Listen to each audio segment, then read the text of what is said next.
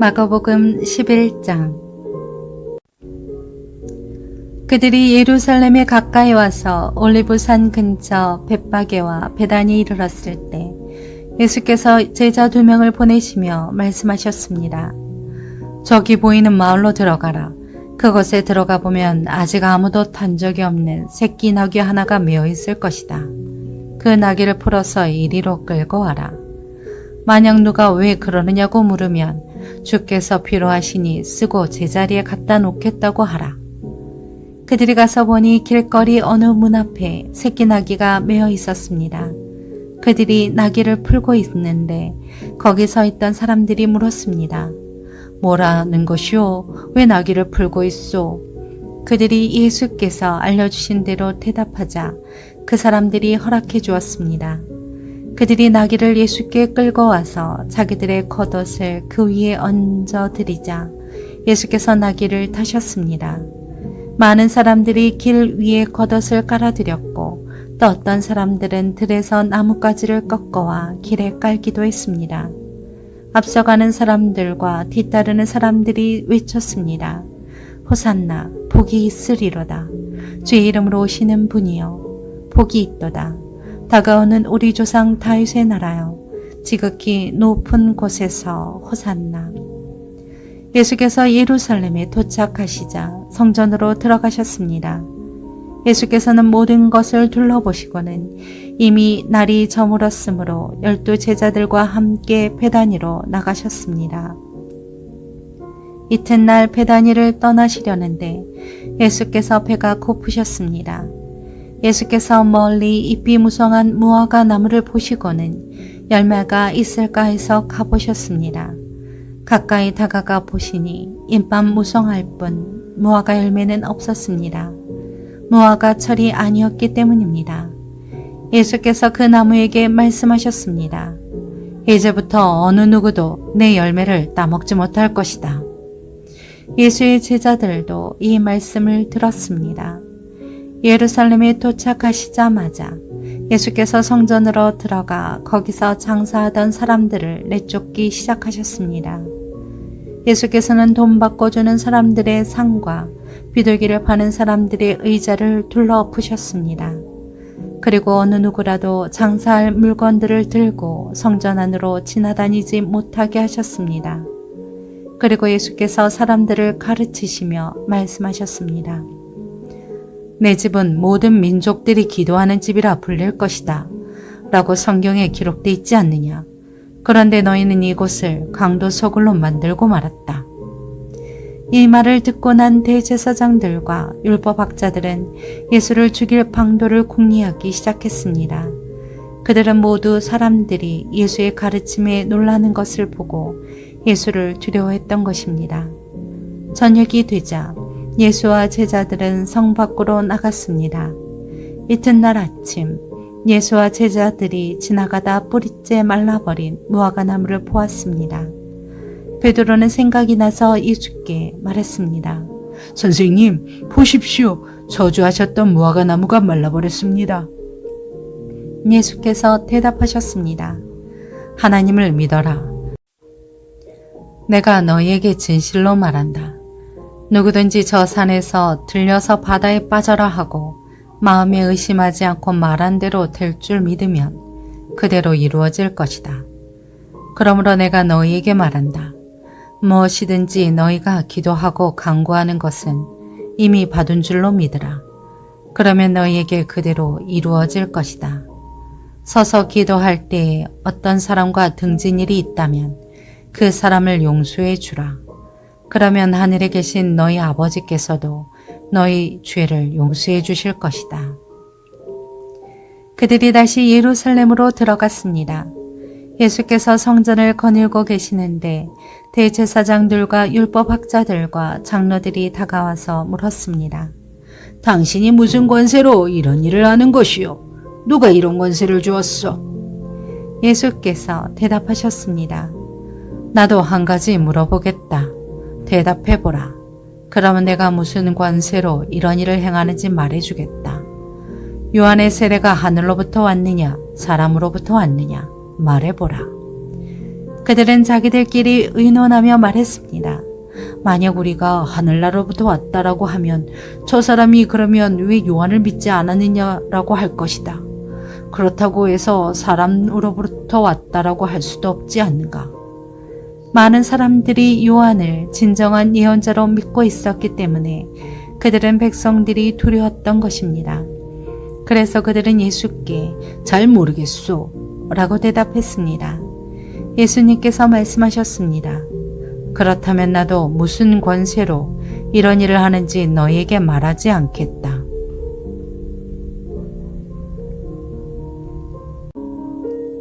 마가복음 12장. 예수께서 그들에게 비유를 들어 말씀하기 시작하셨습니다.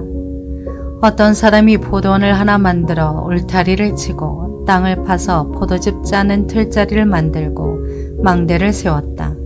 그러고는 어떤 농부들에게 포도원을 세주고 멀리 떠났다.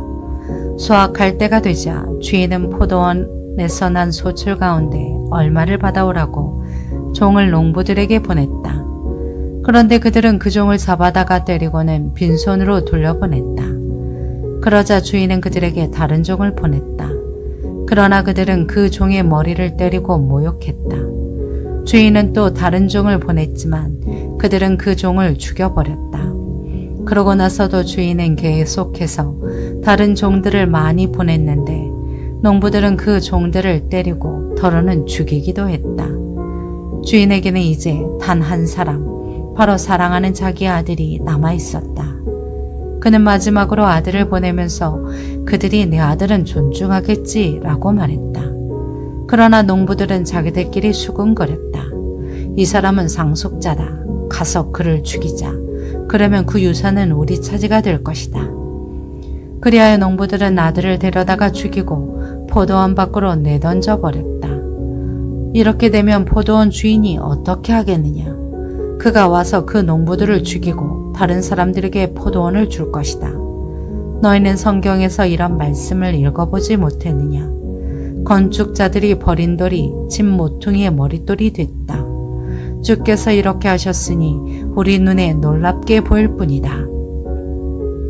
그러자 그들은 예수께서 말씀하신 이 비유가 자기들을 가리켜 말씀하시는 것임을 알아차리고 예수를 체포할 방도를 모색했습니다. 그러나 백성들은 두려워해 예수를 그대로 두고 가버렸습니다. 그들은 예수의 말씀을 트집잡아 보려고 바리새파 사람들과 헤롯 당원들을 예수께로 보냈습니다.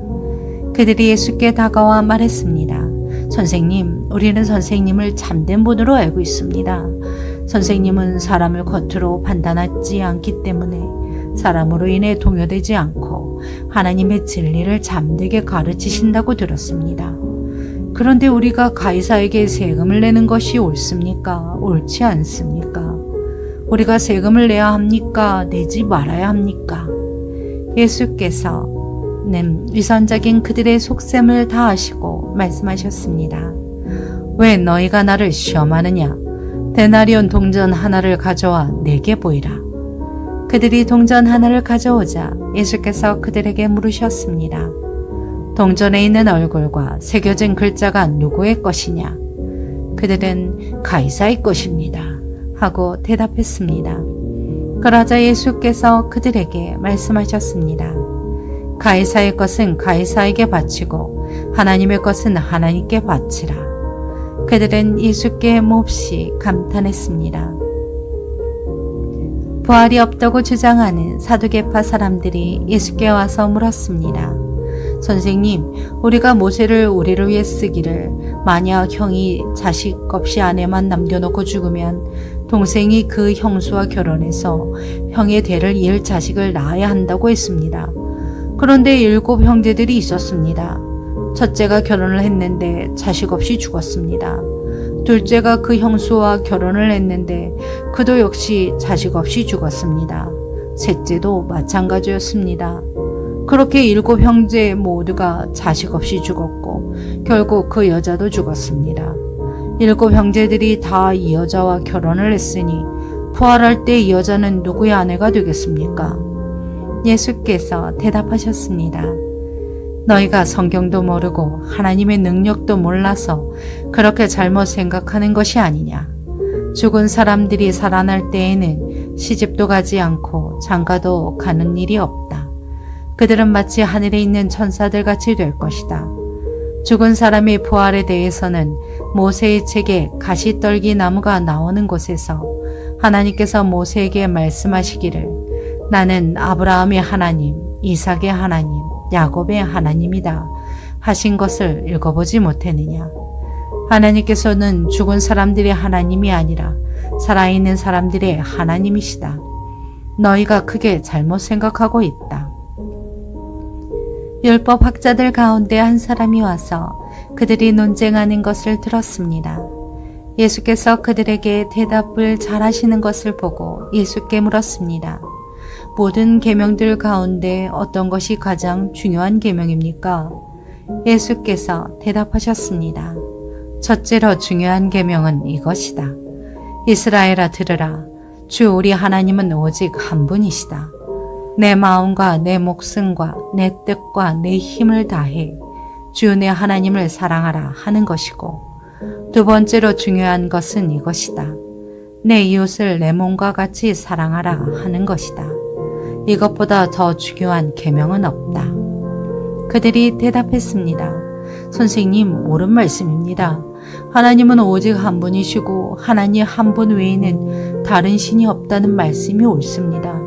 온 마음과 모든 지혜와 온 힘을 다해 하나님을 사랑하는 것과 이웃을 자기 몸같이 사랑하는 것이 모든 번제물과 희생제물보다 더 중요합니다. 예수께서는 그가 지혜롭게 대답하는 것을 보시고 너는 하나님 나라로부터 멀리 있지 않구나 라고 말씀하셨습니다.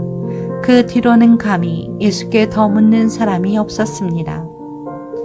예수께서 성전에서 가르치시면서 물으셨습니다. 어째서 율법학자들이 그리스도를 다윗의 자손이라고 하느냐? 다윗 자신이 성령으로 감동돼 이렇게 친히 말했다. 주께서 내 주께 말씀하셨다. 내가 내 원수들을 내 발 아래 굴복시킬 때까지 너는 내 오른편에 앉아 있어라. 다윗 자신도 그분을 주라 부르는데 어떻게 그리스도가 다윗의 자손이 될 수 있겠느냐. 많은 사람들이 예수의 말씀을 기쁘게 들었습니다. 예수께서 가르치시면서 말씀하셨습니다. 율법 학자들을 조심하여라. 이들은 긴 옷을 입고 다니기를 좋아하고 시장에서 인사받기를 좋아한다. 또 회당에서 높은 자리와 잔치에서 윗자리 앉기를 좋아한다. 그들은 과부의 집을 삼키고 남에게 보이려고 길게 기도한다. 이런 사람들은 더 큰 심판을 받을 것이다. 예수께서는 성전 헌금함 맞은편에 앉아 사람들이 헌금함에 돈 넣는 것을 보고 계셨습니다. 많은 부자들이 큰 돈을 넣었습니다. 그런데 가난한 과부 한 사람이 다가오더니 렛돈 동전 2개, 곧 1고르트란을 넣었습니다. 예수께서 제자들을 불러 말씀하셨습니다. 내가 너에게 진실로 말한다. 이 가난한 과부가 어느 누구보다 더 많은 헌금을 드렸다. 그들은 모두 풍족한 가운데서 드렸지만 이 여인은 가난한 가운데에서도 자신이 가지고 있던 모든 것, 곧 자기 생활비 전부를 드렸다.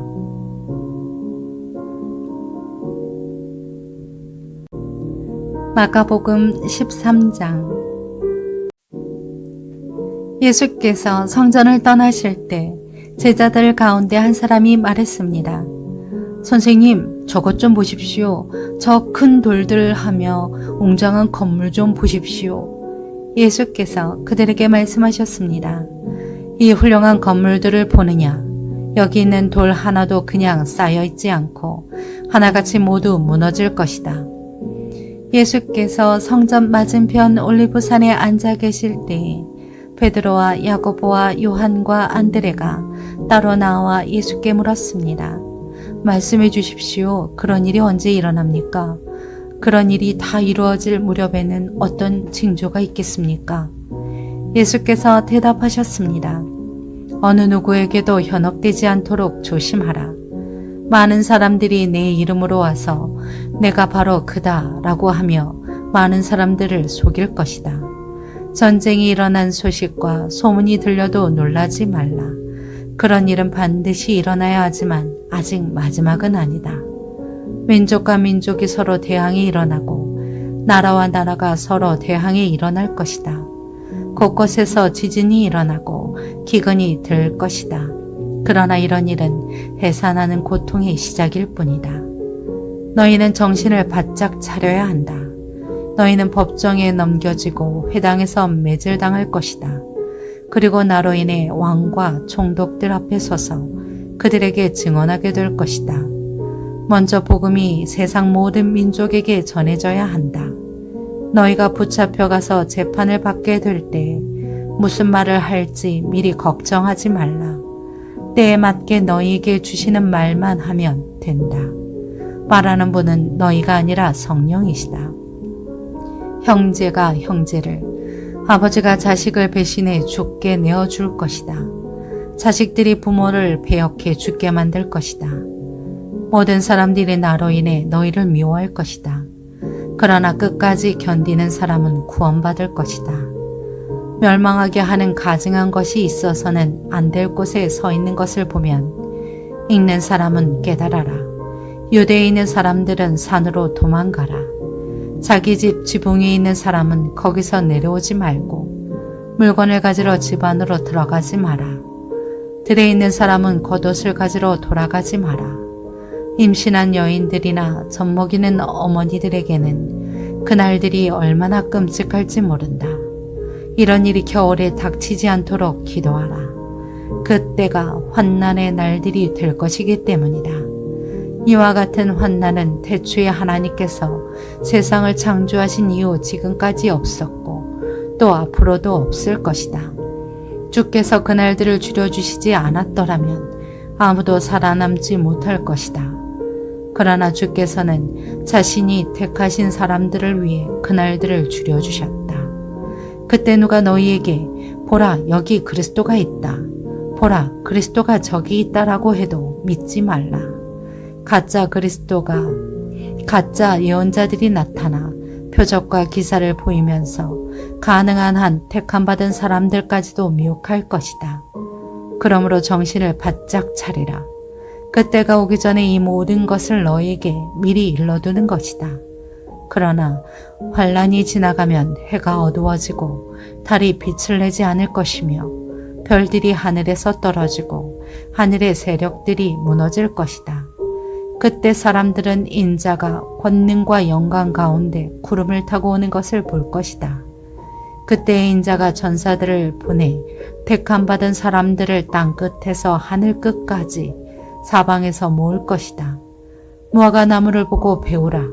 그 가지가 연해지고 새잎이 돋으면 여름이 가까이 왔음을 안다. 이와 같이 이런 일들이 일어나는 것을 보면 그때가 바로 문 앞에 가까이 온 줄을 알라. 내가 너희에게 진실로 말한다. 이 세대가 지나가기 전에 이 모든 일이 일어날 것이다.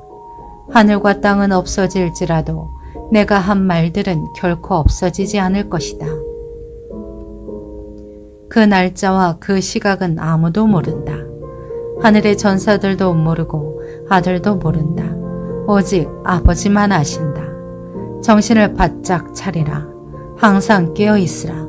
그때가 언제 올지 알지 못하기 때문이다. 그것은 여행을 떠나는 사람에 비유할 수 있다. 사람이 집을 떠나면서 자기 종들에게 권한을 주고 각 사람에게 할 일을 맡기고 자기 문지기에게 집을 잘 지키라고 명령하는 것과 같다. 그러므로 너희는 항상 깨어 있으라. 집 주인이 언제 돌아올지, 곧 저녁이 될지, 한밤이 될지, 새벽이 될지, 아침이 될지 모르기 때문이다. 그가 갑자기 돌아와 너희가 자고 있는 모습을 보게 되는 일이 없도록 하라. 내가 너에게 하는 이 말은 모든 사람에게 하는 말이니 깨어 있으라.